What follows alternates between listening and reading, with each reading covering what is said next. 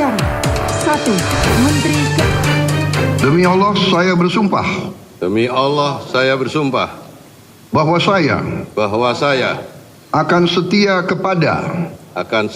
kepada Undang-Undang Dasar Negara Republik Indonesia Undang-Undang Dasar Negara Republik Indonesia tahun 1945 tahun 1945 serta akan menjalankan segala peraturan perundang-undangan dengan seluruh-seluruhnya demi dharma bakti saya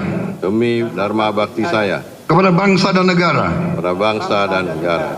bahwa saya dalam menjalankan tugas jabatan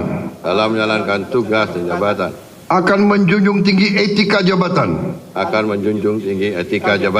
bekerja dengan sebaik-baiknya dengan penuh rasa tanggung jawab.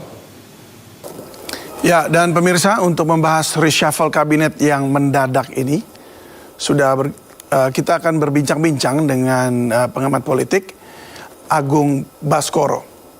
Baik, terima kasih Pak sudah bergabung bersama kami. Pak, apa tanggapan Anda atas reshuffle kabinet yang terkesan mendadak ini? Iya, mengagetkan satu kata. Jadi elemen of surprise-nya dapat Mas David. Cuman kita tahu bahwa setiap presiden melakukan reshuffle ada 3 alasan. Pertama, alasan teknokratis soal kinerja. Yang kedua, alasan politis, perimbangan kutub-kutub politik ataupun partai yang ada di parlemen ataupun di kabinet. Kemudian yang ketiga, soal yuridis. Ada menteri misalkan tersandung kasus ataupun sedang fokus dengan sebuah kasus, maka presiden kemudian melakukan hak prerogatifnya untuk mengganti menteri-menteri itu. Nah, kalau ditelaah 5 menteri yang diganti ini kan memang masing-masing punya alasan-alasan tersebut.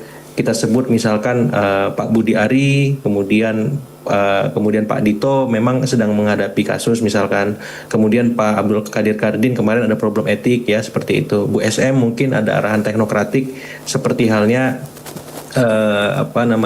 Pak Budi Gunawan ya, karena kita tahu kemarin ada demo besar yang terjadi dan sedikit banyak mengganggu stabilitas politik dan ekonomi kita. Jadi saya kira secara sederhana sebagai pengantar untuk melihat bagaimana kita membaca reshuffle hari ini demikian Mas Yusuf, Mas David.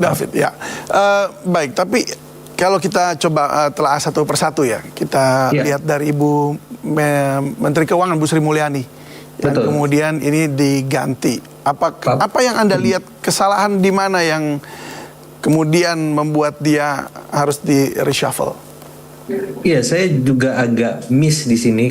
Kira-kira apa yang membuat Ibu Sri diganti? Karena kita tahu reputasi beliau sangat baik ya, positif di mata market, kemudian di mata global seperti itu. Otomatis Pak Purbaya punya tanggung jawab besar memastikan ya ekspektasi publik, market dan global itu tidak berubah, bahkan jauh lebih baik. Nah, ini kita tunggu kinerjanya. Dan kalau ditanya apa penyebabnya, saya kira beragam macam ya. Tapi kalau misalkan ditanya mungkin soal-soal politis dan teknokratis berkelindan di sana, karena sedikit banyak ada beberapa misalkan ucapan Ibu Sri yang dalam tanda petik mengganggu ya kebatinan publik, walaupun itu sebenarnya sudah diklarifikasi bahwa ada fake, ada ada deepfake, ada kemudian disinformasi, ada hoax macam itu. Tapi publik hari ini memang susah membedakan itu dan butuh literasi yang baik yang bisa diinisiasi oleh para pihak terkait agar tidak terulang lagi seperti itu.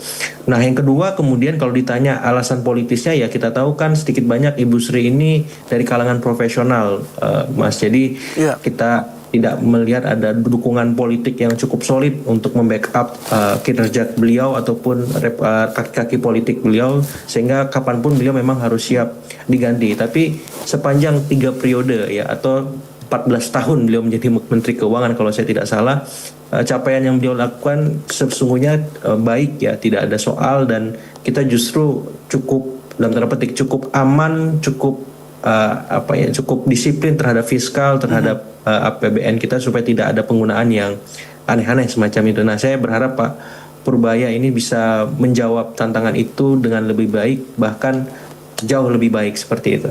Baik, kalau kita lihat nih hari ini IHSG mendadak anjlok nih ketika pembukaan sesi kedua begitu, karena isunya pasti sudah kencang sekali beredar gitu. Apakah ini menandakan bahwa market kemudian meragukan Pak Purbaya atau bagaimana? Iya, saya kira memang kaget ya, market kaget dan bertanya-tanya apakah Pak Purbaya bisa menggantikan Ibu Sri dan lebih baik dari Ibu Sri. Saya kira wajar untuk sementara ini, tapi kita akan lihat ke depan seperti apa kinerja Pak Purbaya sendiri ya untuk menjawab respon pasar tadi. Jadi apa yang menjadi sentimen market di awal ini perlu kita akomodir, tapi jangan sampai itu membuat Pak Purbaya tidak bekerja dengan maksimal, Mas David ya. Jadi ini cambuk untuk Pak Purbaya supaya lebih baik, dan saya kira akan enak kerjanya kalau beliau tidak punya, istilah saya, beban ya, karena beliau memang dianggap figur baru kemudian muncul di hadapan semacam itu. Saya pribadi juga baru kenal Pak Purbaya secara intensif karena reshuffle ini, karena memang bukan bidang saya juga, LPS macam itu. Tapi biasanya kan menteri diganti, biasanya wakil menteri yang naik seperti itu. Betul. Kan. Sebagaimana Menteri Koperasi Pak Budi Ari digantikan oleh Pak Ferry Juliantono, tapi ini langsung ke LPS macam itu. Jadi ada hal yang tidak lumrah, dan buat publik apalagi market pasti butuh rasionalisasi ataupun waktu untuk memahami nalar presiden itu. Iya, jadi memang kita kurang mengetahui betul bagaimana kinerjanya. Justru tadi saya ingin tanya, tapi Anda kemudian bilang bahwa memang belum mengenal betul gini ya, sehingga memang market tercermin juga di market begitu ya. Ya kita berharap memang ini penggantinya Pak Purbaya bisa menjaga fiskal juga ya kita. Oke, kita ke yang selanjutnya. Kalau kita bicara soal Menteri Koperasi, nah kalau ini Menteri Koperasi kan memang ada dugaan kasusnya begitu ya. Nah, ada dugaan kasus yang kemudian menyebut nama beliau, dan saya kira ketika beliau di reshuffle beliau bisa fokus di sana, tidak kemudian kerja-kerja di Kementerian Koperasi menjadi terganggu, karena sedikit banyak pasti ada efeknya. Dan pengganti beliau Pak Ferry Juliantono merupakan wakil menteri, jadi tidak ada banyak perubahan yang signifikan. Tapi kita tahu Koperasi Merah Putih ini kan program besar yang menjadi andalannya Pak Prabowo. Otomatis Pak Ferry harus membuktikan perubahan atau struktur reformasi struktural yang sekarang terjadi di Kementerian Koperasi itu tidak banyak mengganggu ya soal kesuksesan Koperasi Merah Putih. Ya, jadi artinya bahwa Pak Menteri Koperasi kemarin Pak Budi Ari sebenarnya lebih ke arah karena kasusnya begitu ya, bukan karena kinerja membangun Koperasi Merah Putihnya begitu ya. Iya, presiden dari Pak Noel, Mas David. Khawatirnya kalau misalkan ini tidak dimitigasi dari awal, resiko-resiko terbaik, terburuk, dan moderatnya bisa memberikan beban ataupun tantangan tersendiri bagi pemerintahan Pak Prabowo dan Kabinet Merah Putih. Dengan di reshuffle, otomatis Pak Budi Ari lebih fokus, Kabinet juga fokus. Fokusnya beda, Pak Budi Ari fokus dengan masalah hukumnya, Kabinet Merah Putih fokus dengan kinerjanya. Dan perlu dilihat secara politik, Pak Budi Ari ini kan lebih dekat dengan poros Solo. Ketika kemudian nama beliau digantikan oleh Pak Ferry Juliantono, maka yang menguat secara langsung itu poros Hambalang, Mas David ya. Seperti sebagaimana kita lihat Pak BG di reshuffle, ini kan porosnya Teuku Umar nih. Kemudian sementara ad interimnya Pak Syafri yang juga poros Hambalang.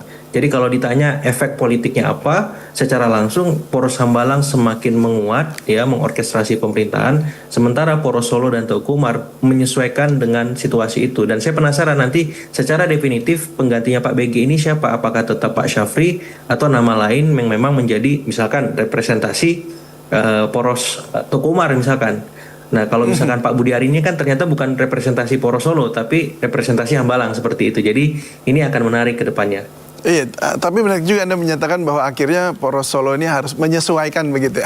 Ini istilah yang ada adaptasi baru kalau bicara pasca pandemi, ada new normal, Mas. Oh begitu ya. ini menarik. Tapi memang kalau dilihat sejauh ini Pak Syafri Samsudin ya, yang kemudian yang memegang ad interim sementara. Ad interim ya.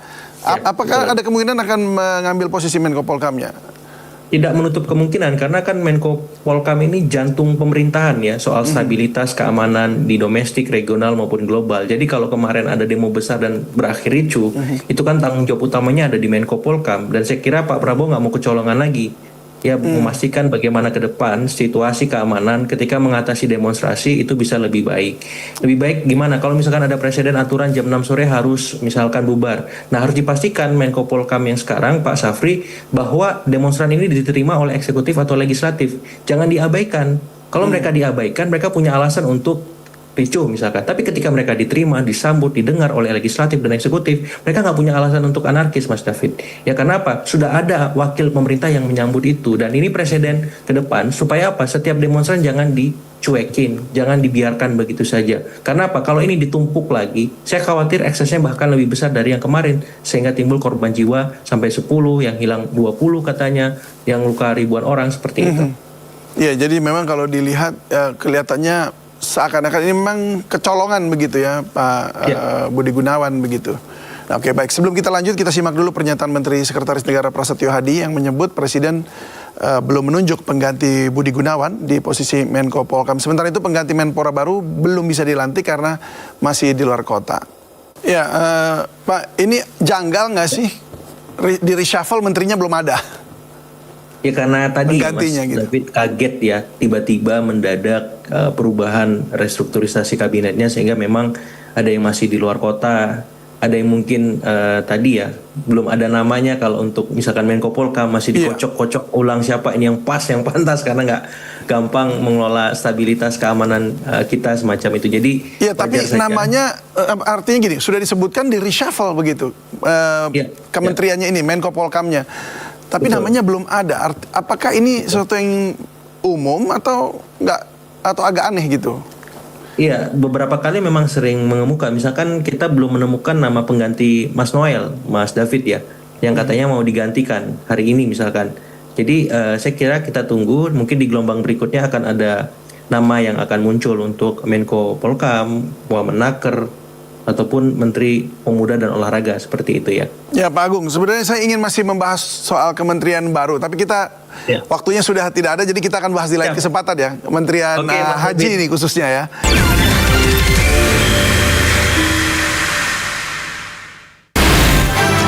Sumber berita aktual tersaji lengkap di sini. 7 pelaku dalam kasus Hezbollah meluncurkan Sindo Today. Satres narkoba. Hujan deras disertai Mobil rombongan wartawan. Sindosia. Korban meninggal dunia dan Indonesia, seorang terluka dalam. Sindo Sore. Kobaran api besar banjir setinggi 7. Hati berjabat tangan dan berbincang akan. Sindo Malam. Sindo News TV Beyond Headline.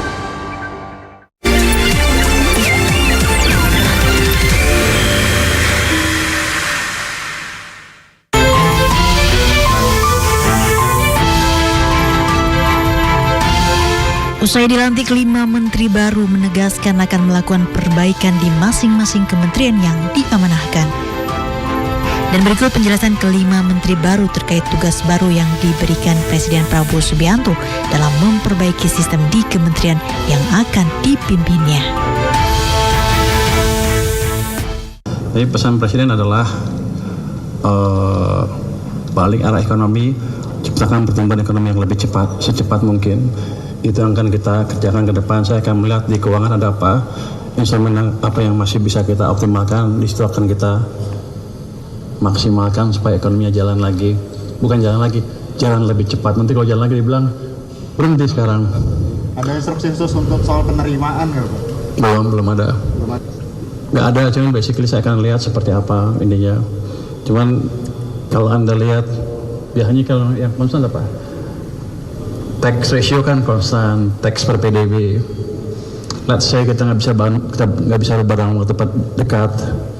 Ya untuk meningkatkan tax ya kita percepat pertumbuhan ekonominya. Menjadi Menteri Haji dan Umroh. Setelah pelantikan kami diundang Presiden ke ruangan beliau berbicara banyak hal dan terkait dengan haji beliau menyampaikan apapun yang perlu lakukan untuk memberikan pelayanan terbaik pada jamaah haji kita.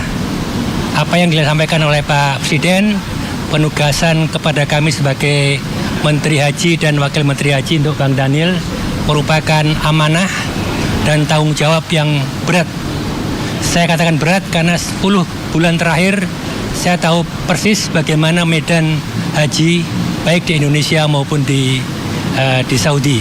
Karena itu tadi saya sangat bergembira bahwa Presiden menyampaikan lakukan apa yang perlu dilakukan untuk memberikan pelayanan terbaik kepada jamaah haji kita. Saya kira itu.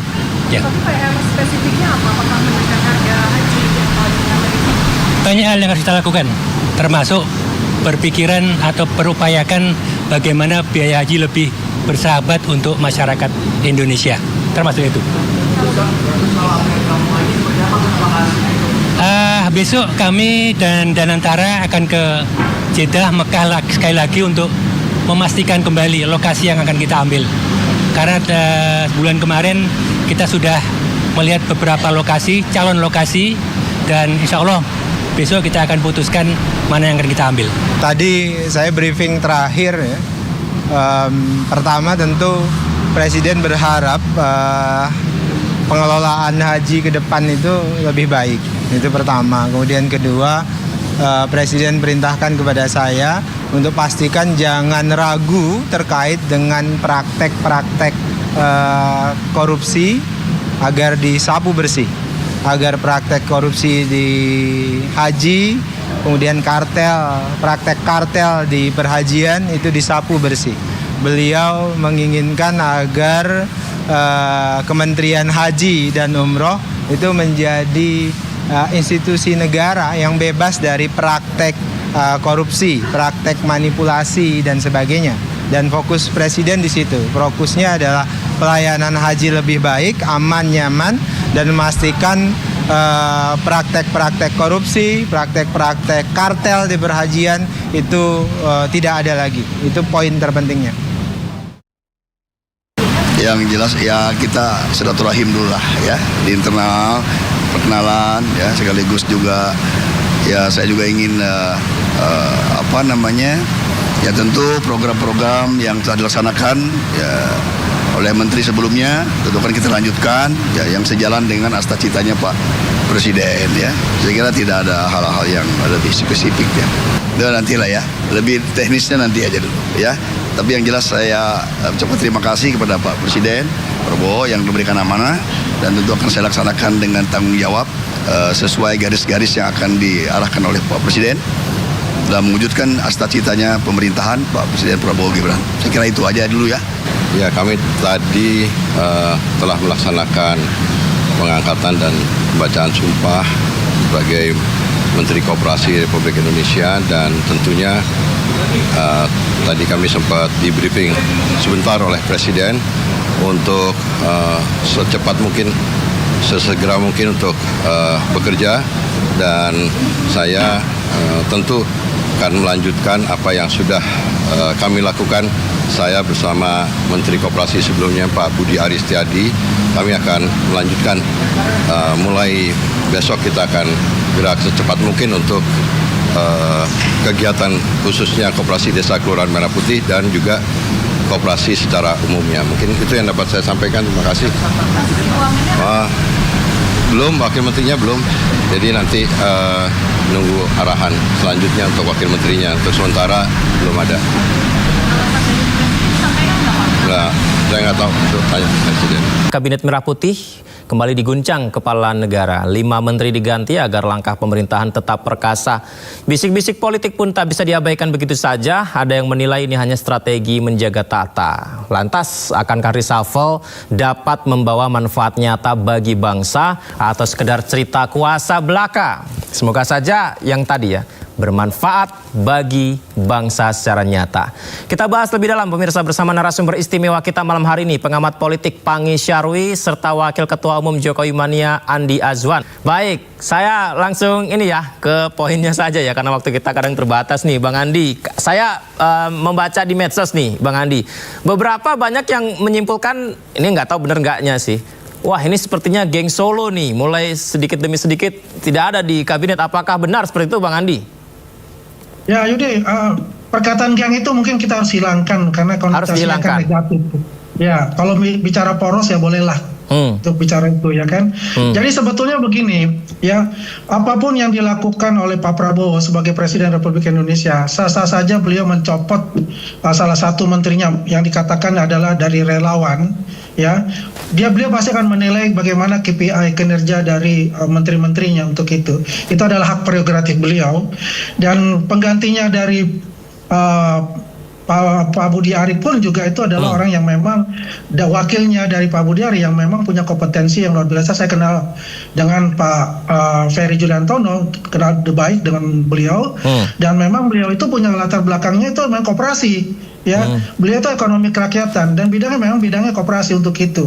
Dan saya rasa Kementerian Koperasi ini udah tepat lah kalau ada penggantinya dari Pak Budi Ari itu adalah Pak Ferry Juliantono untuk itu. Terlepas bahwasanya Budi Ari itu adalah relawan dari Projo yang notabene ada relawan Pak Jokowi, itu merupakan apa yang telah dilakukan oleh beliau itu sudah puncaknya lah menurut Pak Prabowo sebagai presiden, dan butuh kinerja ataupun speed yang lebih cepat lagi yang mengikuti irama dari Pak Presiden itu, dan itulah yang diminta oleh wakil dari Menteri Koperasi ini dinaikkan menjadi Menteri Koperasi. Begitu Yudi. Berarti geng itu harus kita hapuskan ya, kata geng itu ya, lebih ya karena konotasinya itu kurang baik ya untuk bicara kita kata geng itu gitu. Kalau kesimpulan yang diambil adalah kementerian sebelumnya kurang maksimal sehingga di reshuffle, nah kalau kayak gitu boleh-boleh saja nggak Bang Andi? Ya itu kan masalah penilaian itu kan oleh presiden ya. Jadi itu sah-sah saja mengatakan bahwa kinerjanya tidak mumpuni misalnya kan, dan perlu dipercepat, perlu di-reshuffle dengan orang-orang yang punya kinerja yang juga seakselerasi dengan presiden gitu loh. Yang tadinya kan dikatakan bahwa menteri-menteri beliau itu kan waktu dengan Pemret itu kan dikatakan nilainya 6 gitu kan. Kan perlu nih, udah mau 1 tahun ya tanggal 20 Oktober. Perlu dinaikkan lagi speednya, bisa menjadi 8 begitu. Jadi ada satu perubahan yang mendasar di semua kementerian, Yudi, begitu. Berarti nilainya karena sekarang harus lebih cepat lagi ya untuk bisa menghasilkan kinerja terbaiknya, begitu Bang Andi ya? Ya, betul. Tepat nggak sih Bang Andi kalau ada yang bilang begini, sekaranglah saatnya the real Prabowo era, meninggalkan masa lalu. Kalau kayak gitu tepat nggak Bang Andi? Saya rasa sih bukan masalah tepat atau tidak tepat ya. Ini kan memang sekarang adalah eranya Pak Prabowo Subianto. Kalau misalnya era presiden-presiden terdahulu seperti Presiden Megawati, ya, SBY maupun Pak Jokowi, itu merupakan sebagai pelengkap beliau juga bisa dikatakan itu. Kan kinerja kan berkelanjutan gitu loh. Apapun yang dilakukan yang jadi menteri-menteri beliau sekarang ya semuanya komandannya adalah Pak Prabowo. Jadi Pak Prabowo yang bisa menentukan apakah ini lanjut walaupun misalnya dia adalah warisan katakanlah quote-unquote dari presiden sebelumnya, tapi mempunyai kinerja yang bagus dan sesuai dengan keinginan dari Prabowo, kenapa tidak dipertahankan? Begitu Yudi.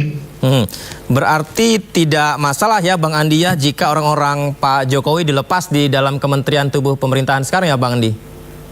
Ya kalau kinerjanya itu tidak mumpuni ya, kinerjanya menurut KPI-nya Pak Prabowo itu tidak bagus ya dalam bekerja ya, itu silakan saja karena itu haknya prerogatif dari Pak Prabowo untuk itu gitu loh. Jadi tidak ada lagi yang dikaitkan lagi lah misalnya ini permintaan karena bekas dari Presiden Jokowi begitu kan, Presiden Jokowi yang endorse gitu, tidak juga begitu. Jadi semuanya itu diserahkan kepada Pak Prabowo sebagai Presiden Republik Indonesia. Baik, saya ke Bang Pangi. Bang Pangi, apakah kita boleh menyimpulkan bahwa ini hanyalah sebuah reshuffle biasa dari presiden untuk meningkatkan kinerjanya dari yang baik untuk lebih baik lagi, atau sebenarnya ada maksud tertentu untuk membuat yang tadi saya sempat tanya kepada Bang Andi, this is the real era dari Presiden Prabowo, Bang Pangi? Ya Mas Yudi, paling tidak memang Pak Prabowo mau tidak mau harus memulihkan kepercayaan publik dari distrust membangun trust building, dan itu tidak mudah. Nah, langkah strategis Pak Prabowo untuk memulihkan kembali, untuk mengambil hati rakyat, untuk mengambil kepercayaan publik atau meningkatkan level confidence Pak Prabowo, beliau harus melakukan 3 hal tadi, yaitu mencopot menteri-menteri yang selama ini menyusahkan rakyat. Jadi kita lihat ya menteri-menteri, jangankan mereka membela rakyat, kebijakannya, statementnya saja kadang-kadang itu kurang sekali dan sangat kering sekali statementnya tentang rakyat, bicara tentang pro rakyat, bicara tentang jeroan selera rakyat, bicara tentang yang terjadi adalah justru statement mereka menyakiti rakyat, memaki rakyat, kadang-kadang mencaci maki rakyat, sangat tidak ada beban. Jadi sangat disayangkan ya kalau kemudian menteri seperti ini menjadi beban bagi presiden. Karena presiden ini adalah punya janji kerja. Misalnya ada janji 1 juta rumah misalnya. Sampai per hari ini misalnya menjadi tanda tanya 3 juta rumah yang mana. Bahkan ada penyerapan anggarannya katanya 0% saya dengar ya. Bahkan tidak ada rumah yang dibangun. Nah ini kan menjadi PR yang tidak bisa main-main karena janji kampanye Pak Prabowo itu akan menjadi ditagih oleh masyarakat, akan menjadi bumerang bagi beliau sendiri. Yang kedua adalah kita nggak mungkin hanya memilih menteri yang hanya direct man and direct place prinsipal. Menteri yang zeken kabinet, tapi menteri yang betul-betul berintegritas. Kalau menteri itu misalnya menteri itu tidak berintegritas, nah disitulah persoalannya. Saya lihat ada menteri-menteri yang dicopot itu kan kelihatan ada indikasi Pak Prabowo melihat KPI integritas itu. Jadi artinya apa?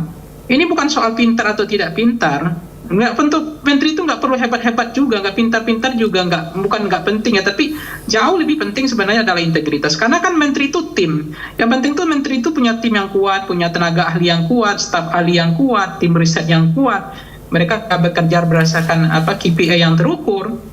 Tapi yang akan menjadi musibah, kemudian akan menyimpan banyak masalah kalau menterinya tidak berintegritas. Jadi menteri berintegritas yang pro rakyat ini adalah tulang punggung Pak Prabowo sebagai modal beliau untuk menjaga, mengambil alih empati dari rakyat kembali, mengambil hati rakyat kembali. Karena kemarin bagaimana kekisruhan, kekacauan yang dimunculkan oleh para menteri ini, statement-statement yang kemudian justru membuat masyarakat tersinggung dan marah. Jangankan mereka, kalau begini kan orang banyak ngomong, lebih baik nggak usah tidur aja menterinya. Kalau mereka statement ngomong justru salah. Justru memicu pertikaian, berpolemik, dan kemudian membuat rakyat. Jadi sangat sepi sekali. Coba lihat sikap-sikap mereka terhadap pembelaan mereka terhadap rakyat. Bang Pangi, bagaimana mereka melahirkan program-program yang membahagiakan hati rakyat itu sangat krisis banget. Bang Pangi, maaf saya potong. Ini tentu pos Kementerian Keuangan ini yang kita harapkan benar-benar maksimal karena kita ingin ada efisiensi dan juga efektif ya dari penggunaan anggaran negara begitu. Nah, sosok Purbaya Yudi menggantikan Menteri Keuangan sebelumnya Sri Mulyani. Apakah tepat, Bang Pangi? Ya, soal tepat nggak tepat kita berikan aja waktu yang akan membuktikan. Saya lihat yang penting integritas saja. Kalau soal kemampuan direct man and direct place-nya, kapasitas, kompetensi itu nanti tim yang bekerja, nggak harus satu orang. Ini kan bukan one man one show ya. Ini man team sebenarnya. Tetapi kalau kemudian Pak Prabowo harus mulai berhenti mengasuh menteri-menteri yang menyusahkan rakyat. Nah, kalau misalnya menteri itu salah ngomong, pakai juru bicara saja. Kemudian jangan nyeleneh, bahasa yang nggak pas, gurau-gurauan itu harus dihentikan. Karena kadang-kadang statement-statement seperti ini menyakitkan rakyat gitu. Jadi menurut saya sudah waktunya menteri yang dipilih Pak Prabowo ini kita pasti yakin ini yang terbaik untuk per hari ini, konteks untuk integritas mungkin dan pro rakyat, pembelaan terhadap rakyat. Bahkan kita ingin nanti ada menteri yang banyak statementnya itu loyal kepada rakyatnya, berpihak kepada rakyatnya. Saya udah banyak catatan tuh menteri nggak pernah membela rakyat sekalipun. Bagaimana dia harus memperjuangkan aspirasi rakyat? Statementnya membela rakyat aja kering, nggak ada sama sekali. Masa ini pantas jadi menteri orang seperti ini? Gitu. Jadi menurut saya berhentilah Pak Prabowo mengasuh menteri-menteri bermasalah ini. Berhenti yang memang mengasuh nggak pro sama rakyat. Menteri-menteri bermasalah. Saya ke Bang Andi. Bang Andi, kalau dari teman-teman Jokowi ya yang melihat pemerintahan Pak Presiden sekarang, apakah still on the track? Ya, pemerintah sekarang ya still on the track untuk itu. Pergantian reshuffle itu pun catatan saya kayak misalnya Menteri Keuangan. Pak Purbaya ini adalah orang dalam, bukan orang dari luar, dan juga 3 presiden dia sudah terlibat di dalamnya, baik di staf khusus maupun sebagainya. Ya coba dari zamannya Pak SBY, terus Pak Jokowi, dan kemudian dengan Pak Prabowo ini beliau masuk juga sebagai kepala LPS ya. Jadi beliau paham betul sebetulnya sebagai ahli dalam bidang keuangan ya untuk penaikan fiskal itu. Memang banyak catatan yang perlu dipercepat ya. Dengan janji dia kan kata 3 bulan ini akan segera diakselerasi untuk recover lagi masalah ekonomi yang kita hadapi ini, terutama masalah pajak ya dan sebagainya. Dan juga kan kalau kita lihat dengan tuntutan dari netizen, tuntutan dari masyarakat, tuntutan dari mahasiswa yang 17+8 itu yang meminta Ibu Suryani untuk mundur, untuk digantikan. Kalau kita melihat kapasitas beliau ini sudah 14 tahun jadi Menteri Keuangan, ya setahun lagi akan menyamai rekornya dari Pak Ali Wardana pada zaman Pak Harto dulu. Ya, menurut saya beliau mungkin sudah hektik ya, sudah capek lah di dalam birokrasi itu, hektik birokrasi lah. Jadi perlu ada suatu penyegaran sebetulnya itu, dan memang kita juga perlu penyegaran itu biar bagaimana kinerja untuk mencapai 8% pertumbuhan ekonomi itu dapat tercapai. Artinya perlu adanya suatu terobosan-terobosan dari Menteri Keuangan yang baru ini. Ya, tinggal bagaimana dia menyelaraskan ya, mana yang harus ditingkatkan, mana yang harus dipertahankan, mana yang harus yang dihilangkan. Dan saya yakin dengan kinerja yang nanti akan dilaksanakan secara tim dari Kementerian Keuangan itu, ya apa yang diinginkan oleh Pak Prabowo sebagai komander itu bisa dapat dicapai untuk itu. Dan kalau saya juga catatan lagi ya, katakanlah untuk Menteri Koperasi ya, dan Menteri Koperasi juga on the track ini karena Pak Ferry Juliantono sebagai Menteri Koperasi ini kan awalnya dari Wakil Menteri Koperasi. Wakil Menteri dan dia paham betul mengenai bagaimana koperasi itu, karena memang background dia itu adalah ekonomi kerakyatan. Dan ini penting sekali karena ini programnya prioritasnya Presiden mengenai Koperasi Merah Putih. 80.000 desa itu dapat terlaksana dengan baik. Kalau tidak kan berbahaya sekali gitu. Ya. Jadi ini pesan-pesan yang diminta oleh Pak Prabowo ini kepada menteri-menterinya ini harus bekerja lebih cepat ya, terukur ya, jangan malas-malasan ya. Tadi kayak kata Pak Pangi itu ya, jangan menyakiti rakyat ya. Nah itu. Terus fokus dalam bekerja. Begitu Yudi. Menarik yang disampaikan Bang Pangi. Sepakat nggak Bang Andi? Kalau tadi statementnya adalah Presiden berhentilah mengasuh menteri-menteri yang bermasalah dan menyakiti hati rakyat. Ya, kalau saya bicaranya begini, semuanya itu memang kan ada KPI-nya lah ya, menurut saya Presiden mempunyai itulah batas-batasnya di mana menteri yang memang harus bekerja dengan baik ya harus ditingkatkan, mana yang harus di reshuffle. Dan saya sepakat dengan Bung Pangi, tapi yang jelas itu semuanya itu punya kriteria-kriteria yang diinginkan oleh Pak Presiden dalam mencapai asta cita yang diamanahkan beliau. Bang Pangi, Menko Polkam ini diganti Budi Gunawan, tapi penggantinya belum disebut secara eksplisit. Nah ini seperti apa sebenarnya Bang Pangi? Apakah memang belum ada atau sudah ada namanya, atau justru menunggu pertimbangan dari pihak lain untuk sebagai pertimbangan Presiden? Saya nggak paham ya apa yang dilakukan seperti ini. Biasanya sepanjang sejarah yang saya pernah dengar, setiap ada resapel itu sudah disiapkan orangnya. Baru kali ini resapel yang nggak ada penggantinya. Tapi it's okay lah, mungkin ini kontemplasi yang panjang, mungkin redundansi dari Presiden supaya tidak asal-asalan. Presiden mungkin agak lebih mencermati, melihat semua rekam jejak supaya nggak salah lagi memasukkan orang-orang ke dalam kabinet. Nah mungkin pilihan itu Presiden Prabowo per hari ini belum mendapatkan nama itu mungkin. Membacanya seperti apa Bang Pangi? Berarti memang di sektor Menko Polkam ini harus ada perbaikan begitu ya Bang? Ya ini ibaratnya main tanpa pemain bola yang keluar tanpa ada pengganti ini kan, nggak ada penggantinya. Jadi ini juga akan baru kali ini kita mendengar reshuffle mengeluarkan pemain utama tanpa ada pemain pengganti gitu. Jadi ini juga mungkin ini cara ciri khas Presiden Prabowo juga. Ganti dulu gitu ya. Mungkin belum mendapatkan klik. Belum ada persamaan kepentingan siapa nama-nama yang pantas untuk menggantikan itu. Gitu. Baik, Bang Andi Aswan, ada komentar Bang tentang pos kementerian yang sudah diganti tapi namanya belum diputuskan atau disampaikan? Ya, ini kan pos-pos yang kayak misal Menko Polkam ini memang perlu adalah orang-orang yang terpilih dan mempunyai chemistry yang sama dengan Pak Presiden gitu loh. Karena ini penting, karena kan kegagalan kalau kita lihat ya masalah mitigasi dari Menko Polkam dan jajarannya untuk bisa memitigasi terhadap demonstrasi yang kemarin, ini kan mesti ada kinerja-kinerja yang dilakukan itu gitu loh. Mungkin salah satu jadi yang KPI-nya yang tidak baik menurut Presiden dan harus diganti untuk di reshuffle untuk itu. Dan ya jangan berlama-lama kalau menurut saya gitu ya untuk menentukan siapa pengganti dari Pak Budi Gunawan ini untuk menduduki kursi Menko Polkam itu. Dan kalau saya dengar kan kalau untuk Kementerian Pemuda dan Olahraga itu kan masih di luar kota kan, luar kota, Menpora. Calon Menpora itu. Ya kita lihat saja gitu, apakah nanti hanya 2 orang ini yang dilantik, apakah ada lagi yang berikutnya ya, yang akan terkena reshuffle gitu kan, itu kan sudah kebijakan dari Pak Presiden. Yang penting adalah semua kinerja-kinerja yang dilakukan itu tetap dalam satu komando, yaitu dengan Pak Presiden Republik Indonesia, dan semuanya ini sebagai pembelajaran juga bahwa semuanya ini tidak ada yang abadi.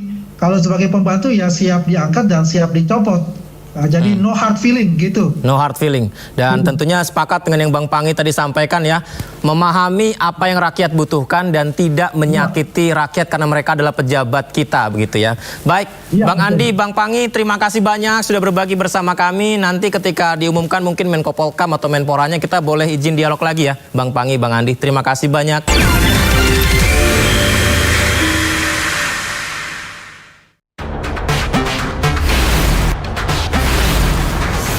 Rangkuman peristiwa di akhir pekan. Terus mengungkap praktek ratusan warga rela antipati. Melihat pemberitaan dari banyak sisi. Prabowo Subianto juga untuk menyerap gabah kering panen petani yang faktanya juga bahwa beliau masih dalam pemulihan. Ini harus diperbaiki gitu ya. Sindo Files Weekend, Sabtu dan Minggu, pukul 6 sore di Sindo News TV.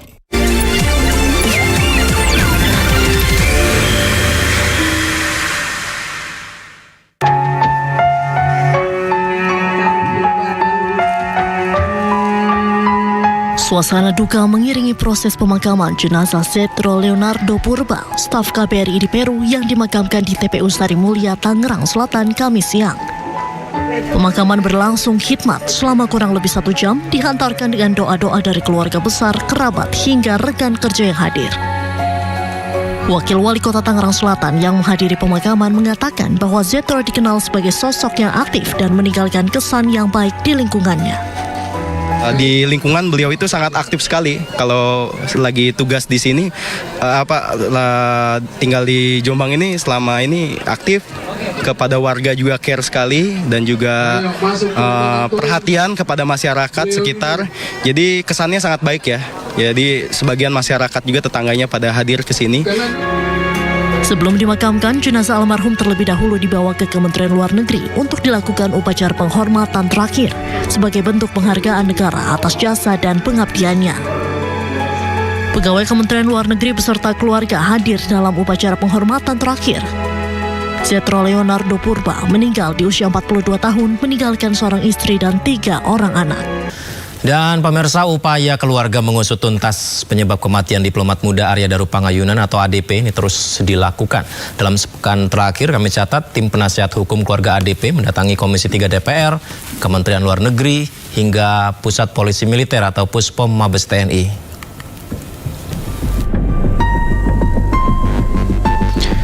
Keluarga Arya Daru Pangayunan menempuh sejumlah cara untuk memecahkan misteri penyebab kematian sang diplomat muda. Mereka meminta bantuan sejumlah pihak mulai dari DPR RI, Kementerian Luar Negeri, hingga TNI untuk mendorong pengusutan kembali kasus kematian Arya Daru. Selasa 9 September 2025, penasihat hukum keluarga Arya Daru Pangayunan menemui Puspom TNI di Cilangkap, Jakarta Timur. Bantuan dari Puspom TNI diharapkan bisa membuka lebih lebar penyelidikan yang dilakukan polisi. Pasalnya, TNI dinilai memiliki kemampuan dan peralatan penyelidikan yang mumpuni serta didukung intelijen yang baik. Sehari sebelumnya, pada Senin 8 September 2025, penasihat hukum keluarga Arya Daru bertemu dengan Menteri Luar Negeri Sugiono. Dalam pertemuan yang digelar tertutup ini, Menlu Sugiono menyampaikan dukungannya untuk penyelidikan lanjutan kematian Arya Daru. Bentuk dukungan tersebut diantaranya memberikan sejumlah alat bukti seperti laptop kantor dan rekaman CCTV, serta memberi akses bagi penyidik untuk meninjau gedung Kemlo. Pak Menlu juga menyampaikan ya mendorong ya proses penyelidikan ya dapat dilanjutkan, terutama jika ada informasi baru yang dapat ditindaklanjuti oleh pihak penyelidik dari Polda Metro Jaya. Usai bertemu Menlu Sugiono, tim penasihat hukum keluarga ADP meninjau langsung situasi di atas rooftop gedung Kemenlu. Almarhum Arya Daru diketahui sempat berada di sana selama sekitar 1 jam sebelum akhirnya ditemukan meninggal di kamar kosnya.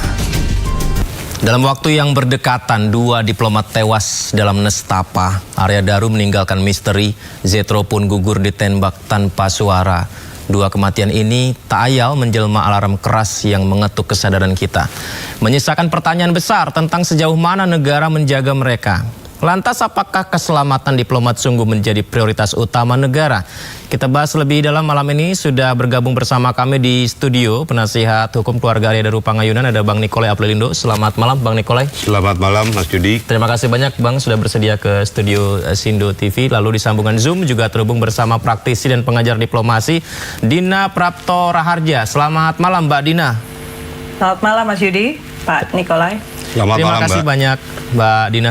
Saya ke Bang Nikolai. Bang Nikolai melihat yang terjadi ini ketika peristiwa Arya Daru, kita sudah dikejutkan ya dengan peristiwa tersebut. Tapi ternyata dalam waktu beberapa bulan saja di Peru, diplomat lagi 1 bulan lebih tepatnya, terjadi peristiwa penembakan. Kalau Bang Nikolai melihat, apakah ini hanya sebuah kebetulan semata atau ada kelalaian di balik untuk pengamanan untuk diplomat kita? Saya melihat ini bukan kesengajaan semata, tapi ini ada satu bentuk teror. Bentuk teror? Bentuk teror. Kalau saya melihat ini bentuk teror. Saya lagi bentuk teror terhadap para diplomat kita. Yang sengaja dilakukan oleh pihak-pihak tertentu terhadap diplomat kita. Yang mendasari pengamatan Bang Nikolai sehingga menyebut ini teror apa? Karena diplomat kita, tugas diplomat kita ini dia bersinggungan atau mirip-mirip juga dengan tugas intelijen, ya kan? Dan dia juga mempunyai tugas-tugas dan fungsi selain untuk sebagai etalase negara yang berada di luar negeri, di mana negara dia ditempatkan, juga dia sebagai penghubung antara negara yang menempatkan dengan negara yang ditempatkan dalam beberapa hal, termasuk di dalamnya adalah hal-hal yang menyangkut tentang warga negara, baik itu warga negara yang ditempatkan dan warga negara asal negara yang ditempatkan. Gitu. Ini koreksi saya jika saya salah ya Bang Nikolai, apakah memang yang pertama terjadi untuk diplomat kita? Dalam sejarah kemerdekaan Republik Indonesia ini pertama kali. Pertama kali? Pertama kali. Kalau begitu, bukankah ancaman hal yang seperti ini juga akan dialami diplomat kita di masa lampau begitu? Apa yang membedakan sehingga sekarang terjadi peristiwa tragis seperti ini? Kalau di masa lampau, saya tidak pernah melihat sampai diplomat kita itu sampai mengalami kematian ya, kematian. Paling beberapa hal, misalnya di persona non gratakan, dikembalikan kepada negara yang bersangkutan dan sebagainya. Tapi kalau sampai terjadi penembakan, pembunuhan misterius, nah ini yang menjadi permasalahan bagi kita untuk kita teliti lagi bersama.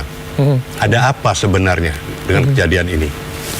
Apakah saya boleh menyimpulkan berarti ada benang merahnya antara Zetro dan Arya Daru? Kalau saya menyimpulkan sementara ya, ini kemungkinan besar memang ada benang merahnya. Tuh. Saya ke Mbak Dina. Mbak Dina, dengan disampaikan Bang Nikolai tadi, Mbak Dina, seperti apa tanggapannya? Saya kalau dari 2 kasus ini belum bisa menarik satu benang merah ya soal apa sih kesamaan bahwa ini satu teror terhadap seluruh diplomat gitu. Tetapi bahwa pekerjaan sebagai diplomat itu berbahaya, saya sepakat. Dan bahwa ada perkembangan situasi di tingkat nasional maupun global yang menambah risiko bagi diplomat kita, itu saya juga setuju. Jadi saya kira pesan yang penting untuk kita sampaikan di sini adalah bahwa tugas diplomat itu justru mencoba menghindari terjadinya konflik yang lebih besar, terjadinya image yang kurang baik terhadap negara kita atau terhadap bangsa kita ya, orang-orang Indonesia gitu. Dan di situ risikonya tinggi karena ada saja pihak-pihak yang tidak suka. Salah satu faktornya misalnya kriminal ya, unsur kriminal, kemudian ada unsur perang dan ada unsur sengketa. Nah, hal-hal yang seperti ini seringkali itu dipandang cukup dilindungi lewat konvensi internasional ya, 1961 misalnya. Tapi kenyataannya hal-hal yang dilindungi di sana itu sebatas hal-hal yang sifatnya di ruang negosiasi, kemudian juga premis ya, jadi lingkar kedutaan begitu, kemudian barang-barang dari para diplomat. Tapi kalau bentuk risikonya itu meningkat, seperti tadi ada perang, kemudian ada konflik, ada kriminalitas. Nah di situ kan mau nggak mungkin satu persatu orang ada jaminan khusus ya, kecuali memang itu disiapkan dengan rapih. Jadi saya merasa bahwa memang dengan semakin meningkatnya kriminalitas di banyak negara ya, kemudian juga perang dan konflik yang sangat sulit mencari stabilitasnya, berarti tugas diplomat itu semakin berisiko. Mbak Dina, maaf Mbak, kalau bicara soal potensi tentang salah satunya juga trigger adanya kriminalitas. Ini kriminal spesifik yang seperti apa, Mbak Dina? Jadi misalnya kalau kita lihat yang saya tangani, misalnya waktu itu saya punya pengalaman juga sebagai praktisi diplomat untuk isu hubungan hak asasi manusia di ASEAN.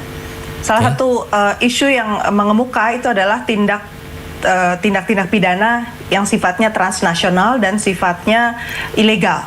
Seperti misalnya perdagangan senjata, perdagangan satwa liar, kemudian perdagangan orang, kemudian konflik ya, seperti misalnya yang terjadi di beberapa negara di kawasan kita di Asia Tenggara, ada di Myanmar misalnya konflik bersenjata antar kelompok Mindanao misalnya.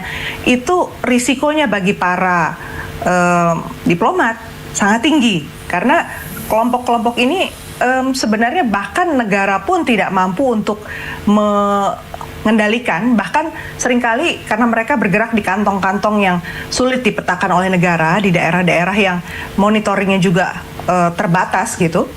Bahkan wilayah tertentu itu dikuasai oleh kelompok-kelompok penjahat ini. Maka tantangannya adalah ketika mau negosiasi misalnya untuk membebaskan tawanan atau mau tadi menghentikan human trafficking, itu risikonya nyawa loh. Karena mereka pasti nggak suka, ini kan taruhannya bisnis yang sifatnya udah miliaran rupiah per hari gitu. Bang Nik, ini kan juga banyak yang dianalisa oleh netizen ya di media sosial mereka terkait tentang Arya Daru, yang mulai bertanya-tanya apakah Arya Daru juga pernah melakukan upaya untuk membuka kasus yang hubungannya dengan tindak pidana perdagangan orang begitu. Nah, dari data yang Bang Nik temukan, apakah ada itu dilakukan Arya Daru? Ya, memang dari beberapa informasi dan yang kami dapatkan bahwa almarhum ini waktu dia di Myanmar ya, walaupun waktu itu dia masih sebagai staf lokal ya di kedutaan kita di Myanmar, tapi dia juga bersentuhan dengan itu, menangani masalah itu. Bahkan dia sempat mencari kerjasama dengan beberapa lembaga yang ada dalam negeri, termasuk LPSK waktu itu, untuk bagaimana traumatic healing terhadap anak-anak atau pekerja-pekerja yang mengalami human trafficking di Myanmar. Nah, jadi ini ada benang merahnya kalau saya bilang, ada benang merahnya. Bahkan dia sempat ke Jepang, ke Turki dan sebagainya. Nah, ini juga harus kita melihat track record dari pekerjaan almarhum. Walaupun berkali-kali dari pihak tertentu mengatakan bahwa Arya Daru almarhum tidak bersentuhan dengan itu. Betul, secara kasat mata tidak bersentuhan, tapi seperti saya katakan tadi, tugas-tugas diplomat itu juga bersinggungan dengan tugas-tugas intelijen. Seperti Intel ya? Ya, seperti Intel. Jadi mereka tidak semuanya harus ditelanjang secara kasat mata, tapi ada juga secara senyap, secara tertutup.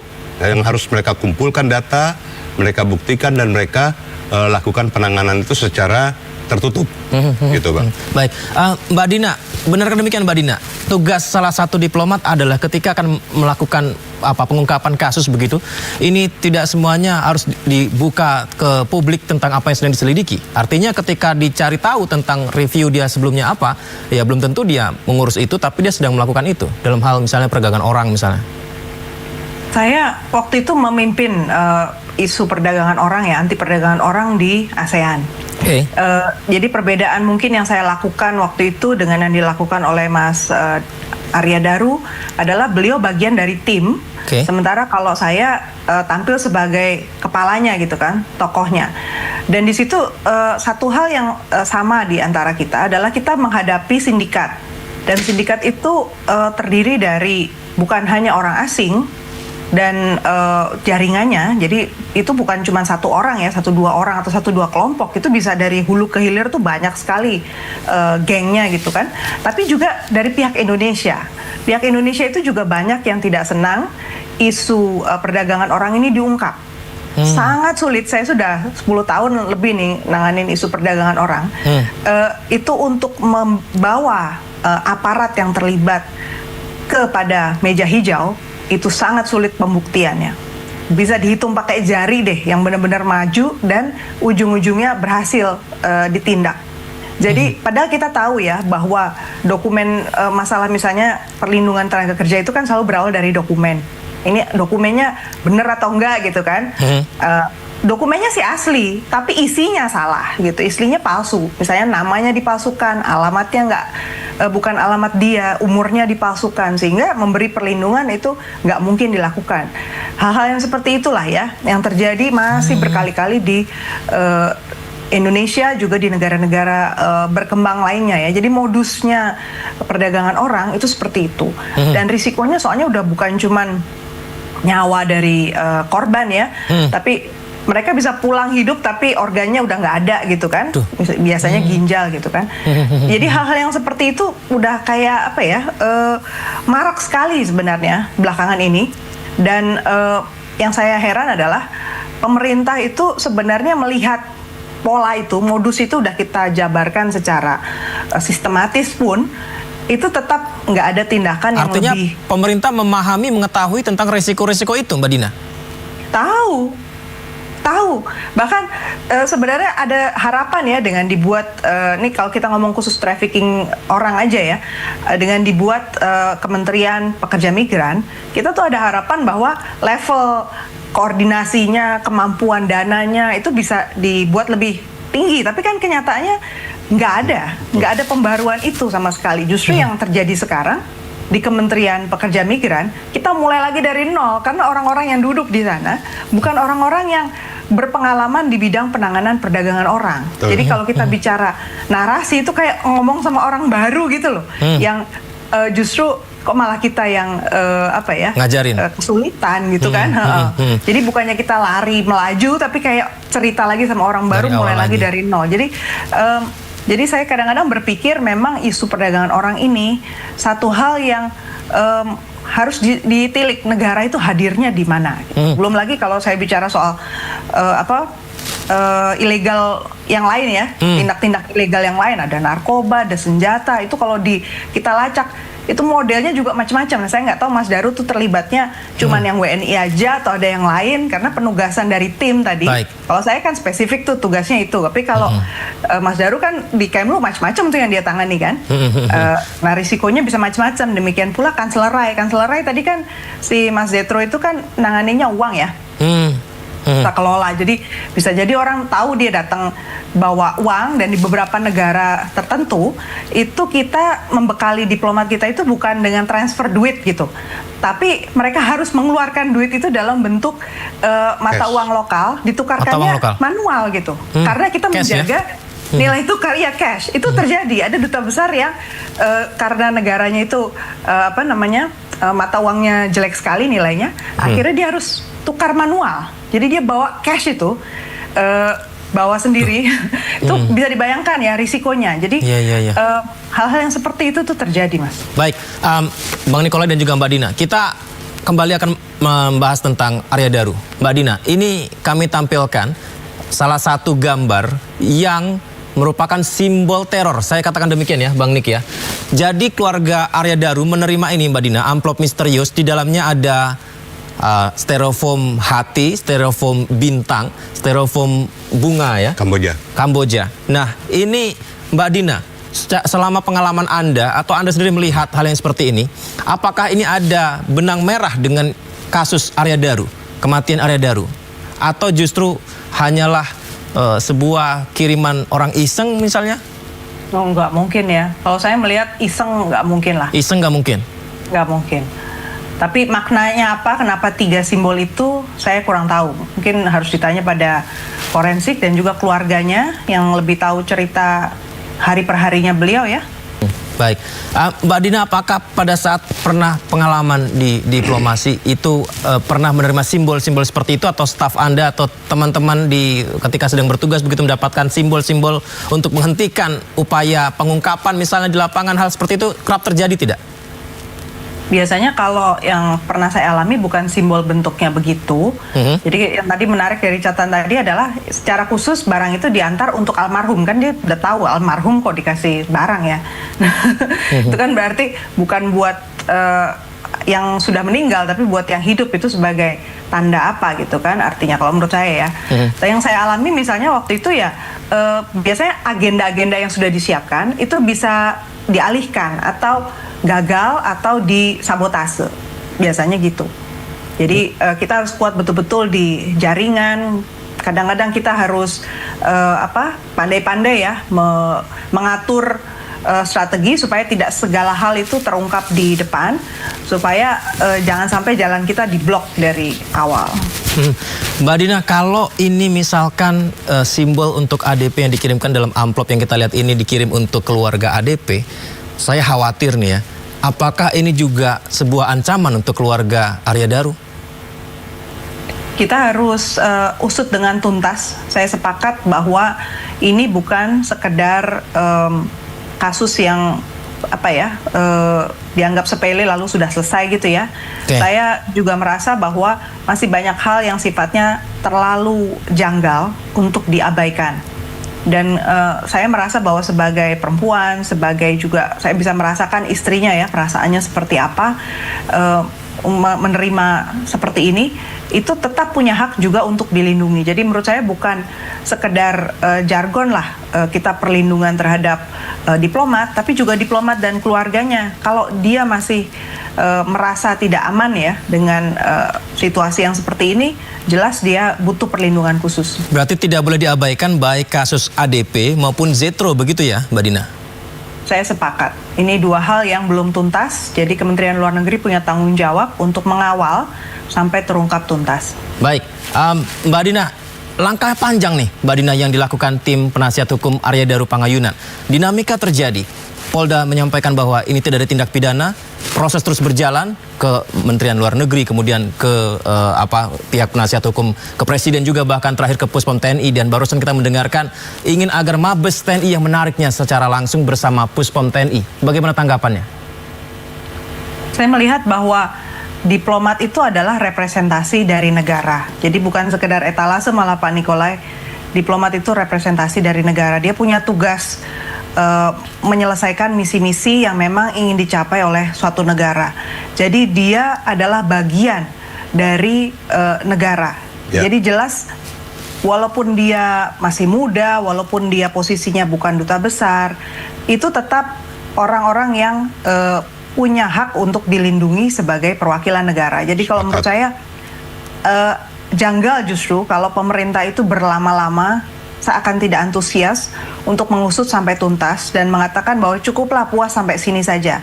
Karena harusnya dicari betul mengapa orang-orang yang mewakili Indonesia itu sampai mengalami unfortunate events ya, situasi yang sangat tidak menguntungkan seperti ini gitu. Harusnya diusut tuntas. Jadi saya harap Pak Menteri Luar Negeri konsisten dengan apa yang dijanjikan dan betul-betul mendampingi keluarga Arya Daru, keluarga Zetro untuk mencari keadilan. Baik, kita bertiga sepakat satu hal, usut tuntas kasus yang akhirnya mengalami meninggal dunia diplomat Arya Daru dan diplomat Zetro. Begitu ya, Mbak Dina ya? Mungkin bisa saya satu aja. Silakan. Saya Bang Nik, minta perhatian khusus. Saya mohon dengan segala hormat kepada Bapak Presiden Republik Indonesia. Tolong perintahkan Kapolri untuk segera menuntaskan permasalahan ini agar tidak terjadi pada diplomat-diplomat kita yang lainnya di luar negeri, dan agar kita menjaga moral para diplomat kita, para staf-staf di Kemlu, agar mereka tidak mempunyai rasa ketakutan, rasa was-was. Bang Nikolai, terima kasih banyak. Mbak Dina, terima kasih banyak ya.